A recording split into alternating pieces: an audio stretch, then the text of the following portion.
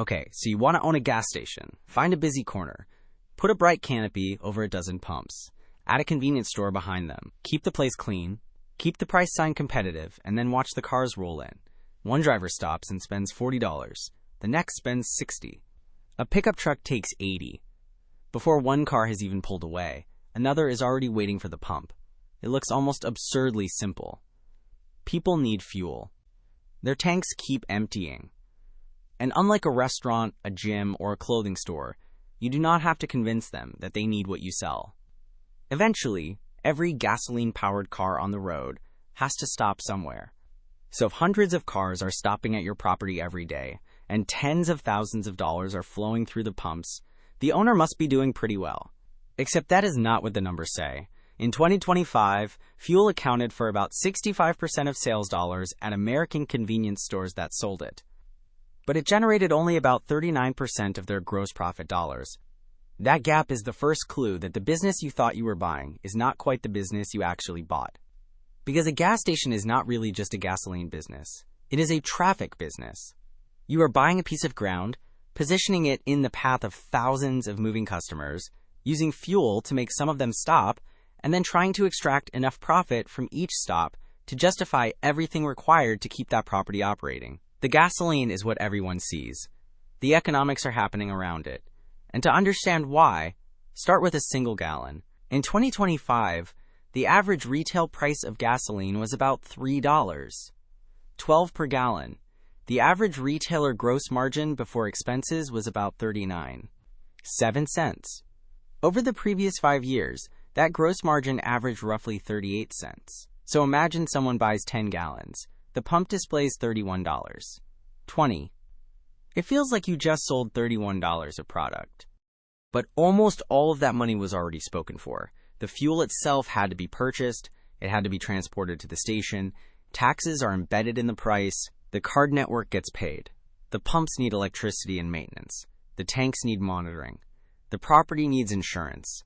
And the employee inside still gets paid whether the customer buys 10 gallons or drives past. The number on the pump measures money moving through the business. It does not measure money belonging to the business. That distinction becomes painfully obvious when the customer pulls out a credit card. More than 4 out of 5 transactions at the pump are now paid by card. In 2024, card fees alone cost fuel retailers about 8.4 cents per gallon. NACS estimates that the broader expense of selling fuel is around 20 to 25 cents per gallon before an owner starts imagining that the remaining gross margin is personal profit. 8 cents sounds trivial until your business lives on cents.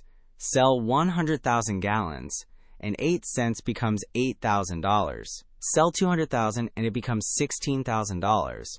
Nothing broke. Nobody stole anything. You simply accepted payment. This is one of the strangest features of the gas station business.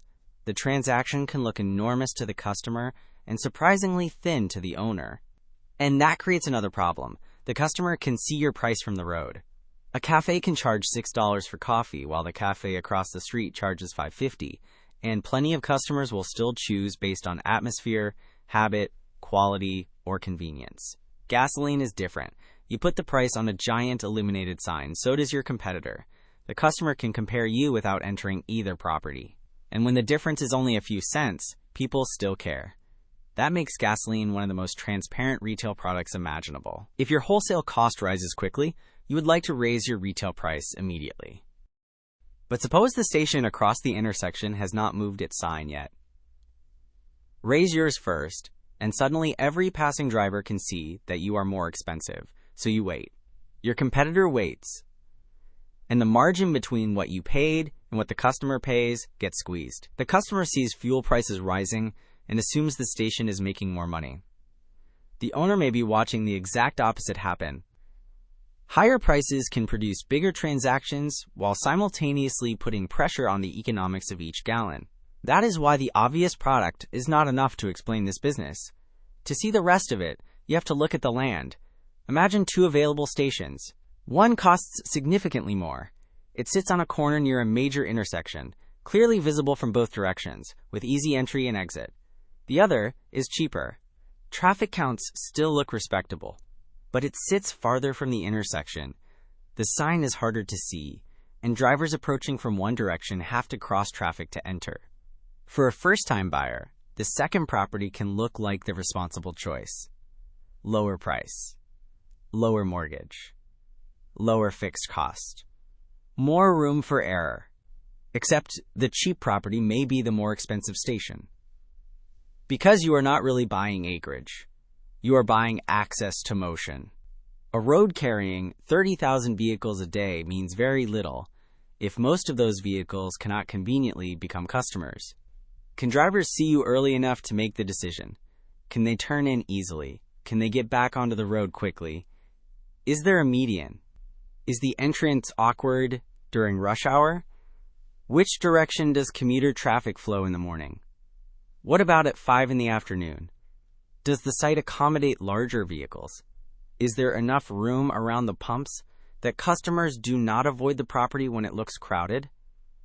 These sound like real estate questions. Financially, they are customer acquisition questions. A great location continuously sends potential customers toward the business without requiring you to buy an advertisement every time. A terrible location can force you to fight the geography every day. That makes the most important piece of equipment at a gas station something you cannot purchase from a supplier: the driveway. Because before you can sell a gallon, a sandwich, a coffee, or anything else, you have to convert a moving vehicle into a stopped vehicle. That is the first unit of the business. One stop. Not 1 gallon. One stop. And once the car stops, something interesting happens. The economics split in two. One customer inserts a card, buys 12 gallons, returns to the car and leaves. Another buys exactly the same 12 gallons. But then they walk inside. They grab a coffee, a breakfast sandwich, a bottled drink for later, maybe another item they did not plan to buy when they turned into the property. From the road, those two customers looked identical. Same pump, same fuel, same car, occupying roughly the same space for roughly the same amount of time. Financially, they are not even close to identical. That second customer reveals what the modern gas station has become. Fuel is not just merchandise. Fuel is traffic acquisition. The pumps bring people to the property. The store tries to monetize the visit. And the difference matters enormously. American convenience stores generated $341, $2 billion in in-store sales in 2025. Food service alone accounted for 28. 5% of those in-store sales and 9% of in-store gross margin dollars. Think about what that means. The business has a gigantic sign outside advertising gasoline. But some of the most interesting economics are sitting under a heat lamp or pouring out of a coffee machine. The obvious customer is the person with an empty tank. The more valuable behavior is the person who has an empty tank and opens the store door. This changes how an experienced operator looks at the property. A first-time owner may ask, how many gallons are we selling? A sophisticated operator also wants to know what percentage of those fuel customers enter the store. How much do they spend? What do they buy? How often do they return? How much gross profit does each visit generate? Does the food program create its own traffic? Can the store attract someone whose fuel tank is already full? Once those questions matter, the gas station begins to look less like an energy business and more like a convenience retailer that happens to own an extraordinarily effective customer acquisition system. And there is a reason the word convenience matters. The customer is not shopping the way they shop in a supermarket. They are often buying time. They want to enter, find what they need, pay, and leave. The product is not merely coffee. It is coffee without a 15-minute detour. It is not merely food. It is breakfast available on the same property where the car already had to stop. The gas station is monetizing inconvenience avoided. That is a powerful business model. But only if the store actually converts the opportunity. A dirty restroom can destroy it. A slow checkout line can destroy it. A poorly stocked cooler can destroy it. Bad coffee can destroy it. A store that feels unsafe after dark can destroy it. And pay-at-the-pump technology created an especially strange problem. It made buying gasoline dramatically easier. It also removed the customer's need to enter the highest opportunity part of the property. A driver can now spend $60 at your station without ever touching the front door. So the fuel business can succeed at its job while the retail business fails at its own. That is why modern operators obsess over conversion. Can the customer see a food promotion from the pump? Is there a reason to walk inside? Is the entrance obvious? Can the customer get through the store quickly? Does the food look good enough to change the original purpose of the visit? The forecourt is not merely a place to pump gasoline. It is the top of a retail funnel. And once you see the station that way, the economics of food make much more sense. A gallon of gasoline is brutally price transparent. A cup of coffee is not. A driver may change stations over a few cents per gallon. The same driver may pay several dollars for a drink whose ingredients cost a fraction of that because it is hot, immediate, familiar, and already within reach. That is an extraordinary behavioral contrast. Outside the store, the customer is highly price sensitive. 20 feet away, the same customer can become convenience sensitive. The property makes money by moving people from one mindset into the other. But higher margin retail creates its own problems. Coffee machines need cleaning. Food expires. Refrigerators fail. Employees have to prepare products safely. More inventory means more working capital. More products mean more opportunities for shrink. And a larger store means more square footage that has to generate enough profit to justify itself. The business does not escape complexity by moving away from fuel margins. It exchanges thin commodity economics for richer operational economics. That trade can be extremely valuable. It can also become expensive very quickly. Consider labor. A modern convenience store can operate for 18, 20, or 24 hours a day. A 24-hour business sounds like one business day. Operationally, it is 3 8-hour shifts stacked on top of one another every day of the year.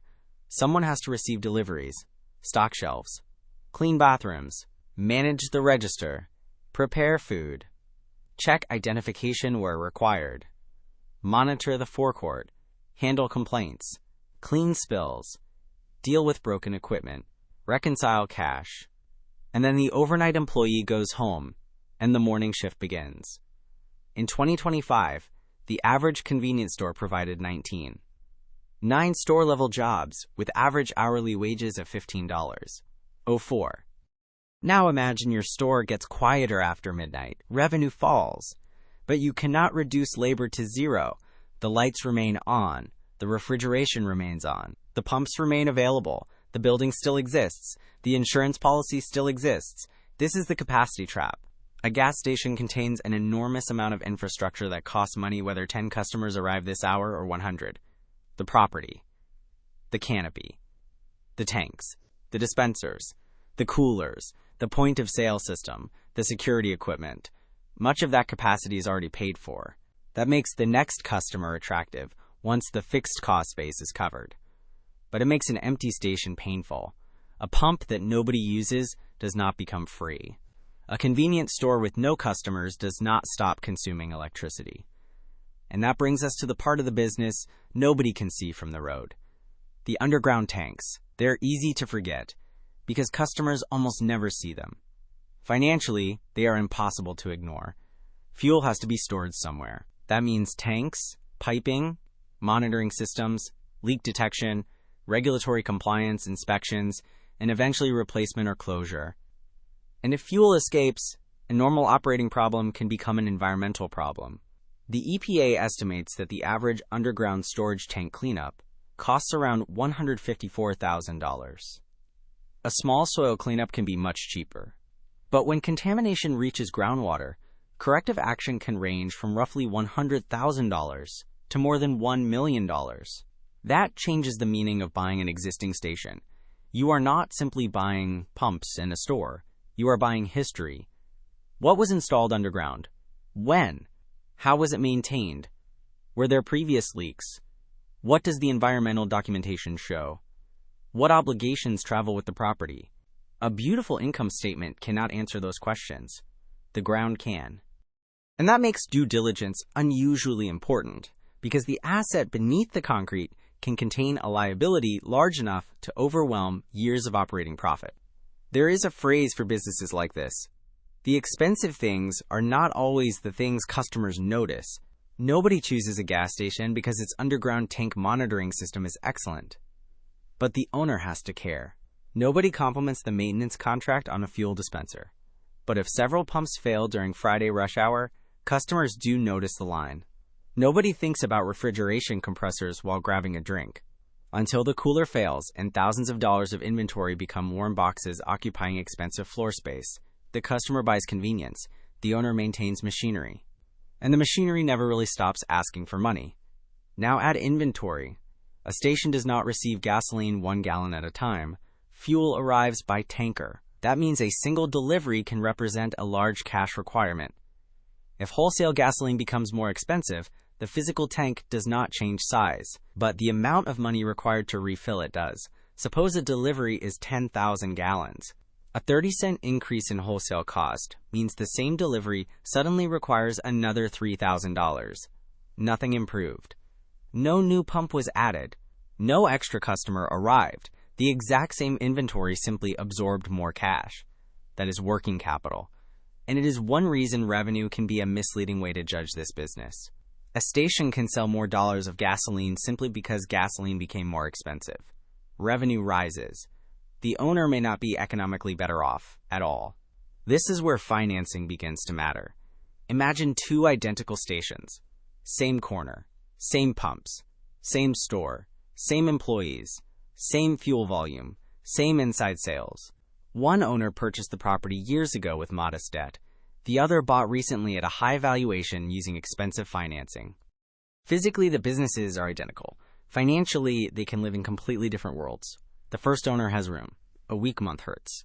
The second owner has a deadline. Debt service does not care whether road construction reduced traffic.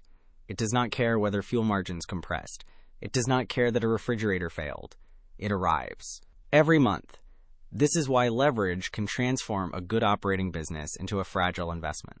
The station did not become worse. The capital structure did. And the larger the fixed obligations, the less room the owner has for the inevitable things that go wrong. Now imagine the station finally works. Traffic is strong. Fuel volume is healthy.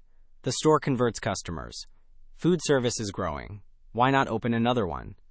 This is where the economics begin to change again. A second location can spread certain costs. Accounting systems can serve both. Marketing can serve both. Management can begin to centralize. Purchasing power improves. Vendor relationships become more important.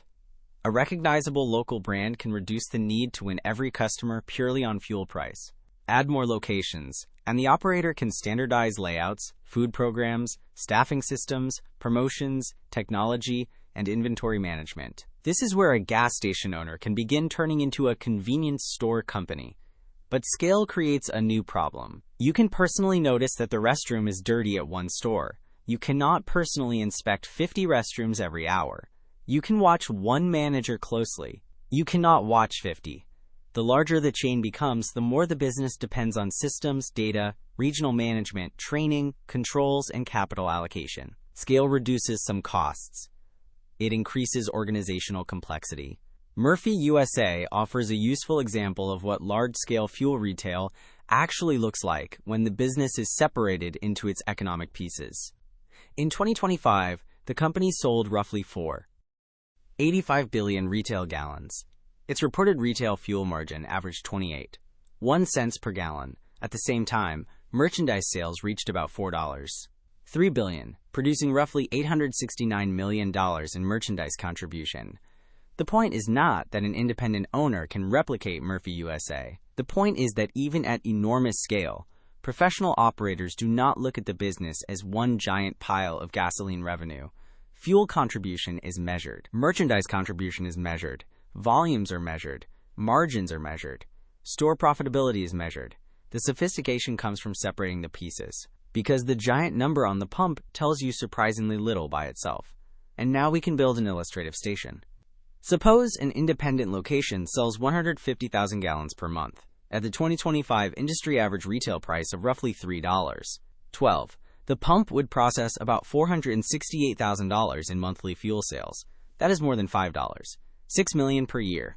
If someone told you they owned a business doing more than $5 million in annual sales, you might imagine a very wealthy owner. But now apply the industry average gross fuel margin of about 39 7 cents per gallon. Those 150,000 gallons generate roughly $59,550 in monthly gross fuel margin before the expenses required to sell the fuel. Now use the NACS estimate of roughly 20 to 25 cents per gallon in retailer expenses to sell fuel. At 22 cents as a simple illustrative midpoint, that is $33,000, the economics have already transformed. Roughly $468,000 pass through the pumps. Our illustrative fuel contribution after those fuel selling expenses is closer to $26,550. And we have not magically made the rest of the business free. The property still has occupancy costs, store labor still exists, insurance still exists, maintenance still exists. The convenience store still needs inventory. Debt service may exist, taxes may exist. The owner still needs to earn something for the capital at risk. This is why $5 million in fuel sales can coexist with an owner who is not remotely earning $5 million business money. The revenue is enormous because the product flowing through the business is expensive. The profit depends on the sliver left behind. Now add the store. This is where a mediocre station and a great station begin to separate. Suppose both properties sell exactly 150,000 gallons. The first converts very little of that traffic into profitable inside purchases. The second has strong coffee, fast food service, clean facilities, and a layout designed to make stopping inside effortless. Same gallons. Different business. The second operator is monetizing each vehicle more effectively. That is the hidden customer. Not the driver who buys the most gasoline. The driver whose stop expands. Fuel becomes coffee. Coffee becomes breakfast. Breakfast becomes habit. Habit becomes repeat traffic. And repeat traffic begins reducing the owner's dependence on being the cheapest number on the sign every single day. This is where brand becomes a financial asset. If customers trust the food, cleanliness, speed, and safety of your property, you have something more valuable than a pump. You have a reason to be chosen. And in a commodity business, a reason to be chosen is a moat, not an unbeatable moat. A competitor can build nearby. Traffic patterns can change. Consumers can change. But it is much stronger than competing only on pennies per gallon. Now stress the station. A major road project begins outside the property. Access becomes awkward. Fuel volume falls 10%. Inside traffic falls with it. At the same time, wholesale prices rise quickly, and the owner hesitates to pass through the full increase because the competitor down the road is holding its retail price.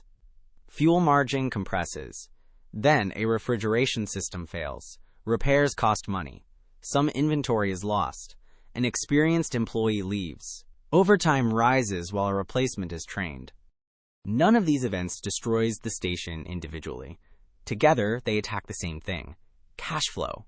Lower traffic means fewer gallons. Fewer gallons mean fewer opportunities to convert drivers into store customers. Lower inside sales make labor heavier as a percentage of revenue. Lower volume means fixed costs are spread across fewer transactions. Compressed fuel margins remove some of the cushion. The repair consumes cash exactly when the business has less of it. This is operating leverage in reverse. When the property is busy, fixed infrastructure can make additional customers increasingly valuable. When traffic falls, the infrastructure does not shrink with it. The same structure that helps the owner in a strong year punishes them in a weak one, and that is why a gas station can look completely normal while having a terrible year. The canopy is still bright, cars are still arriving, the price sign still changes, the coffee is still pouring. Nothing visible tells you that debt service is getting uncomfortable or that margin compression just erased the owner's profit. A full forecourt can hide an empty bottom line. This also explains why some stations with extraordinary locations become incredibly valuable. The winner is not necessarily the operator with the prettiest building, or the cheapest fuel, or the largest store. The real competitive advantage is often a combination of traffic access, operational discipline, and customer conversion. You need vehicles. You need those vehicles to stop. You need enough of those drivers to enter. You need them to buy products with attractive economics. You need the experience to be good enough that they choose you again. And you need to do all of that without allowing labor, shrink, maintenance, financing, card fees, and inventory to consume the margin you created. That is the machine. Traffic, conversion, margin, repeat. Everything else supports those four things. And the industry itself is changing. For more than a century, the gasoline tank created the stop. Electric vehicles complicate that relationship. An EV does not necessarily refuel in the same place, at the same frequency, or in the same amount of time as a gasoline vehicle. Charging can happen at home, at work, at shopping centers, at dedicated charging sites. That sounds like an existential threat to the traditional gas station. For some locations, it may become one, but it also reveals something important about the business model we have been describing. If your only economic advantage is the gasoline nozzle, electrification is dangerous. If your advantage is the location, the food, the convenience, the customer relationship, and the ability to monetize a stop, then the question changes. Can you monetize a longer stop? Convenience retailers are already exploring sites that combine conventional fuel, EV charging, food, car washes, and other services into broader mobility hubs. A 5-minute gasoline stop and a longer charging visit are not the same customer experience. But a longer visit also creates more time to eat, more time to shop, more reason to provide a clean, comfortable property. The technology changes. The underlying economic question does not. Can you turn movement into a stop, and a stop into profitable spending? That is why the future of the gas station may have surprisingly little to do with gasoline. And it brings us back to the original dream. The bright canopy. Cars arriving, one after another. The giant sign. Thousands of dollars appearing on pump screens. From the road, that is what owning a gas station looks like. But now the picture is different. The giant fuel revenue number is less impressive once you understand how little of each dollar belongs to the retailer. The cheaper property is less attractive once you understand the value of access. The customer buying the most gasoline is not automatically the customer creating the most profit. The convenience store is no longer an accessory behind the pumps. The underground tanks are no longer invisible. And the station itself is no longer simply a place where gasoline is sold. It is a piece of infrastructure built to intercept human movement. Fuel gives people a reason to stop. Convenience gives them a reason to spend. Operations determine how much of that spending survives. Financing determines how much pressure the owner lives under. And the property determines whether the entire machine was positioned correctly before the first customer ever arrived. One station can create an income. A strong network of stations can become a company. Owning the underlying real estate can add another layer of long-term value. But none of it is passive simply because customers serve themselves at the pump. The owner is managing commodity pricing, retail margins, labor, maintenance, environmental exposure, inventory, customer behavior, real estate, and capital, all inside a business most drivers experience for less than 10 minutes. So yes, you can own a gas station. Just understand what you are actually buying. You are not buying gasoline. You are buying the right piece of ground, in the path of the right traffic, and betting that you can turn enough of those passing cars into profitable stops. The pumps are simply how you get their attention.